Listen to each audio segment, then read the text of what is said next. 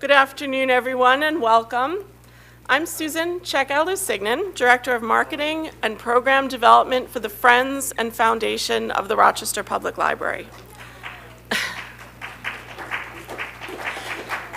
FFRPL raises funds, presents programs, supports special projects, helps to create specialized spaces, and purchases supplemental materials and equipment for the Rochester Public Library.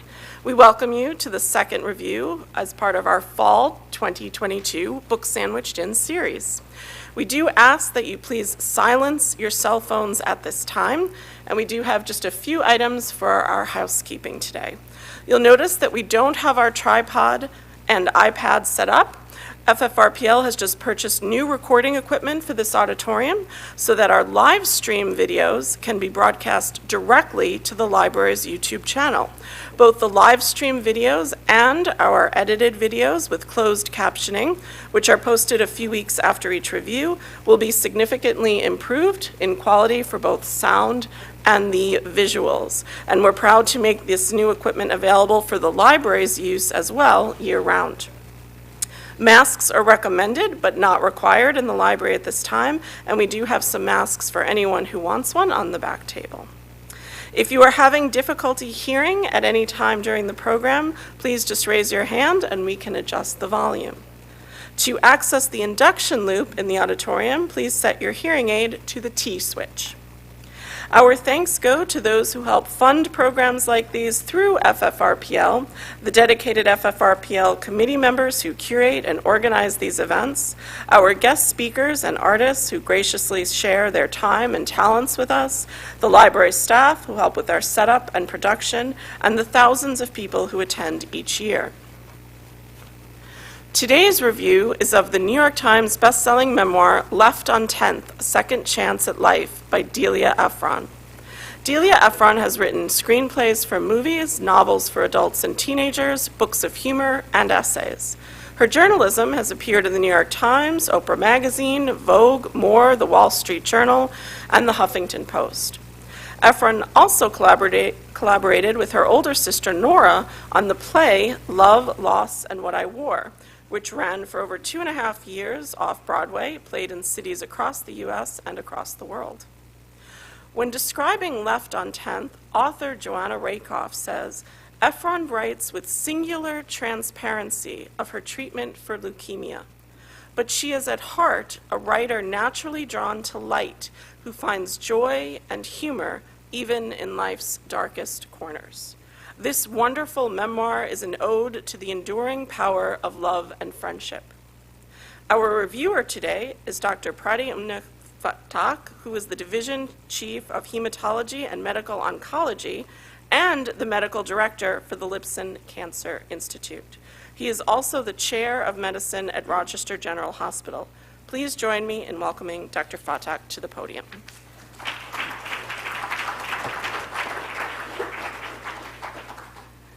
Thank you so much. Is the mic working? Can you hear me? Yeah, perfect. So I'll start by introducing myself. I'm a hematologist. You'd ask, what is a hematologist? Well, a hematologist is someone who trained in internal medicine and then went and did a fellowship in hematology, which is the treatment of blood disorders. And usually that's intertwined with medical oncology, which is the chemotherapy treatment of cancers. So I'm board certified in both hematology and medical oncology, been practicing in the community, mostly as a hematologist for, what is it, how many years? 34 years. So I treat people with blood disorders, anemias, cancers of the blood, leukemia. I've never done a book review. So with that, how many people in the room read the book? Not many. Okay, so maybe a few. So what can I say about the book, and why should I be talking about it? Well, first of all, she's a great writer. she spins a great story. So the way she tells the tale will wrap you all up. So if you like reading good tales, her writing is amazing. From the standpoint of a leukemia doctor, most of her facts check out, which is usually pretty good for these kinds of memoirs. The book struck home for me because I actually know the doctors that she refers to in the story. So Gail Roboz, who she reveres, and who actually holds her hand and helps her work through this very difficult disease, is a hematologist in New York City who actually visited us here about 5 years ago. I've had dinner with her. I can pick up my cell phone and call her. I know her pretty well. So that was pretty cool to have characters that you really knew. She's got a great description of what someone who goes through this kind of cancer feels, the times that she feels hopeless, can't do it anymore, the kind of support that she needs. That stuff is phenomenal. What I thought I'd do, though, is give you a little bit of my perspective as a cancer doctor so you would understand the book a little better, and then sort of come back to her book. Because I could talk about her book, but I'm not a literature reviewer. I'm a hematology doctor. So a little bit about cancer. When you think about cancer, it evokes fear, right? Most people think of cancer and say, oh my gosh, I don't want to get this. Have you thought about the biology of cancer? What happens when people get cancer? Well, cancer is your own body's cells gone awry. So every time a cell divides, one cell turns into two cells, you have replication of DNA that's going on. The same DNA is supposed to go into both the cells. Every time that happens, there's a risk of a mutation. And some of these mutations, by pure chance, are mutations that drive abnormal growth of these cells. So you get one bad hit, and that turns into a cancer. Starts with one cell, but then usually it has survival advantage, divides, becomes a tumor, spreads wherever in the body. That's cancer. So the risk of getting a cancer in a tissue is directly proportional to the number of cell divisions that are normally ongoing in that tissue. So many of our cells are turning over all the time. Examples, you're making new blood cells. Your blood cells have a limited lifespan. So the bone marrow is constantly dividing and making more cells to resupply what we lose every day. Those cells that are turning over have a high incidence of mutations. Okay. Similarly, lining cells, so lining of the mouth, lining of the bowels, those cells are getting sloughed off and replaced from the outside every single day. High turnover, high number of cell divisions, high risk of cancer. So this was very elegantly shown about 5 or 6 years ago when someone took, okay, this is your lifetime risk of getting cancer. I don't know if you can read the detail on this slide or not. But the y-axis there is lifetime risk of getting cancer. The x-axis is the number of total cell divisions that occur in that tissue that's getting the cancer. And as the number of cell divisions goes up, your lifetime risk of cancer goes up. And that's the reason things like colorectal cancer, melanoma, pancreatic duct cancer, leukemias, they're way up there. Then there are other things that happen. If you smoke, then you drop off this curve and you increase the risk. Those are obvious things. But in general, this is just a function of cell division. Interesting sort of concept to have in mind. One little thing goes awry, affects the way the growth of the cell is controlled, and you have a cancer as a result. Cancer treatments have gotten dramatically better in the last 25 years. So this compares 1975 to 2020. And if you can read the slide, 5 years survival rates of all these different cancers. If you look at breast cancer, it goes from 75 to 91%. Colon cancer, 51 to 65%. Hodgkin's lymphoma, 47% to 71%. So every cancer, we're doing these newer and newer things that have a better and better chance of getting to that 5-year survival mark, which is the benchmark. And this is continuing. So I think you're going to keep seeing this in the next 5 or 10 years. Traditional treatment for cancer has been either take it out if you can, if it's small enough, or if it's in a local area, radiate it, or you give chemotherapy.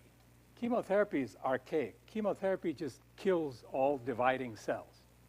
And in doing that, it also kills a lot of normal dividing cells, and you have a lot of toxicity from it.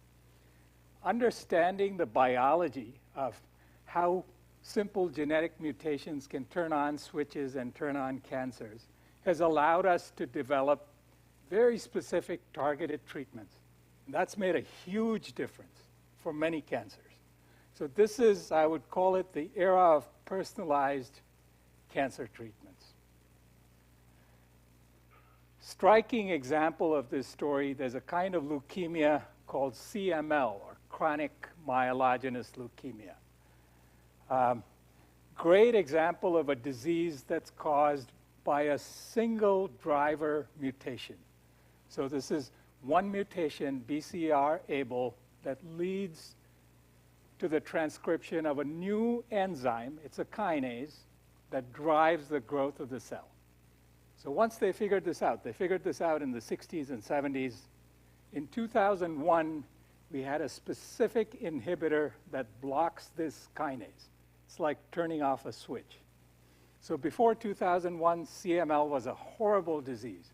You had to give nasty chemotherapy. That was the only way to treat it. Most of those patients evolved over time into more acute leukemias, more difficult to treat. Many of them died. After 2001, like turning off a switch, you give the inhibitor, boom, you stop making these CML cells, normal cells grow back, complete remissions. Example of a disease where we've made that kind of. This is happening in a number of different diseases. I won't be able to go through all of them. But rapid change in hematology, oncology, that I think you'll continue to see. So these are examples of some other small molecule inhibitors. I don't expect you to see the detail on the slide.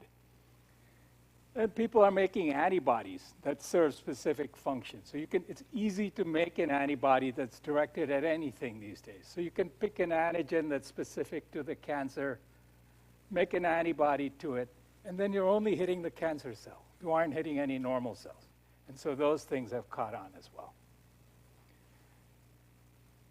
They're using the body's own immune system, and this can be done in a couple different ways. You can vaccinate someone, like a COVID vaccine or a flu vaccine, you give an antigen. And people are looking at these mRNA vaccines, actually, for tumor antigens to be delivered in that way and create an immune response. In addition to that, though, there's this treatment called CAR-T, which is really catching on. So what is CAR-T? It's chimeric antigen receptor T cell. So what they do is take the patient's own T lymphocytes, tweak them in the laboratory so that they're directed against a tumor antigen, and then give them back to the patient. And some very dramatic responses with that. Unfortunately, everything's not always so simple. All diseases are not like CML, where there's one driver and you can just turn it off. Sometimes there are multiple drivers. You turn off one, and everything else still keeps doing its thing. Cancer cells are smart. Once they get a mutation, they have a survival advantage, and they tend to get more mutations. and you get new problems that you have to deal with. There's an alternate growth factor activation that happens with some. The environment of the cancer is sometimes important as well. And then there are host factors to consider. So if the cancer happens in someone who's already diabetic and has heart disease and has all kinds of other medical problems, the outcome is going to be different compared to someone who's completely healthy and young. So what changes in cancer have I seen over my years of practice? Well, big things. Imaging techniques have changed dramatically. So CT scans were all we could do in 1988. Now we're doing MRI scans and PET scans on everybody. It's made a huge difference. You can just see things better than you ever could. The multitude of chemotherapy options has exploded. There are a lot of these new targeted treatments that turn off particular kinases or switches. And then using the patient's own immune system. This is a whole new concept over the last 10 years. Either finding a way to turn on the immune system, or like I said, take the patient's immune cells, tweak them genetically, and put them back in.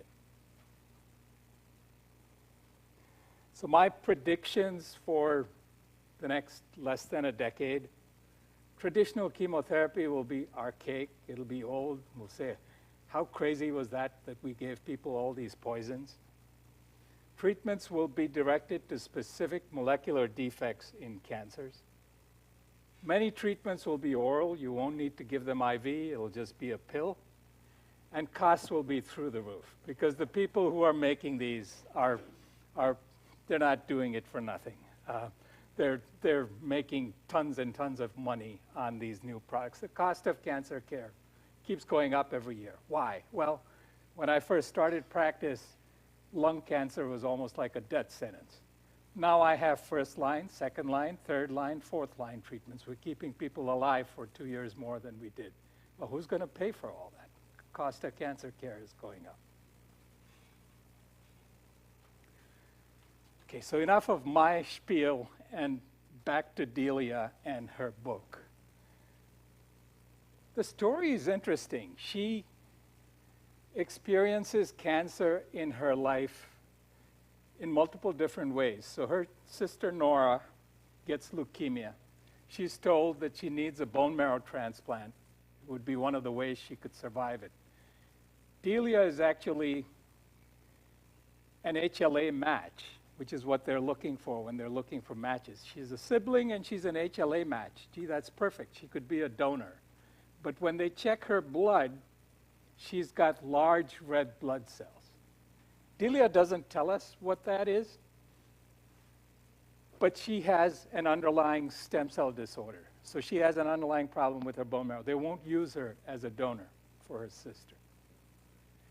So this is something that's relatively new. It's come over the last 10 years. We've recognized that mutations that can underlie cancer are very frequent as people get older. So these are called CHIP mutations. CHIP stands for clonal hematopoiesis of indeterminate potential. CHIP is the acronym. So the incidence of these, the prevalence of these CHIP mutations, you'll see the age on the x-axis there. As we get older, as we go over 60, 6, 8, 10, 15% of people, this is just random people, not people who have anything wrong with their blood, have these mutations that are linked to leukemia or myelodysplastic syndrome pre-leukemia. So looking around at the average age of this room, there's at least 1 or 2 people in this room probably have CHIP mutations.